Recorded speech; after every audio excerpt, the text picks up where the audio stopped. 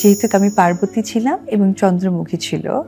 তো আমি যতটুকু জানি দেবদাসের পার্বতী ক্যারেক্টারের জন্য আমি একদমই কনফার্ম ছিলাম। আমার কাছে মনে হয় কাঁটাবনের অ্যাওয়ার্ড থেকে বেটার মানুষের মনের অ্যাওয়ার্ডটা। কখনো কি এরকম হয়েছে কোনো একটা পুরস্কার অন্য একজন পেয়েছে বা আপনার কাছে মনে হয়েছে যে আপনি মোর ডিজার্ভিং ক্যান্ডিডেট ছিলেন? হ্যাঁ, আমি কিন্তু জাতীয় চলচ্চিত্র পুরস্কার পাইনি এবং আমার ৩ বার সেই চান্সটা হয়েছিল এবং আমি রাত্রি ভোর ৪টা পর্যন্তও জানি যে দেবদাস সিনেমায় যেহেতু আমি পার্বতী ছিলাম এবং চন্দ্রমুখী ছিল। তো আমি যতটুকু জানি দেবদাসের পার্বতী ক্যারেক্টারের জন্য আমি একদমই কনফার্ম ছিলাম। এমনও হয়েছে যে পত্রপত্রিকায় চলে আসবে পরের দিন সকালে, এটা পর্যন্ত আমার কাছে কনফার্ম ছিল।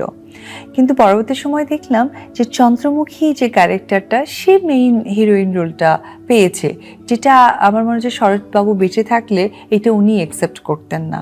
এবং যে সময়টা পুরস্কারটা দেওয়া হয়েছিল, আমার সিনেমার ডিরেক্টর ছিলেন চাষী নজরুল ইসলাম আঙ্কেল, উনিও তখন গত হয়েছিলেন, বিধায় প্রতিবাদটা কেউ করতে পারেনি। আর আমি নীরবে কেন সহ্য করে গেছি, কারণ আমার কাছে অ্যাওয়ার্ড তো দর্শক, আমার কাছে অ্যাওয়ার্ড তো আমি যখন দেশের বাইরে যাই, মানুষ যখন দৌড়ে এসে সেলফি তুলে অ্যান্ড আমার জন্য কিছু খাবার নিয়ে আসে, আমি কোথায় আছি, ভালো আছি কিনা জানতে চাই, তারা তাদের সর্বস্ব দিয়ে আমাকে করার চেষ্টা করে, তো এইটার থেকে বড় অ্যাওয়ার্ড থাকে না।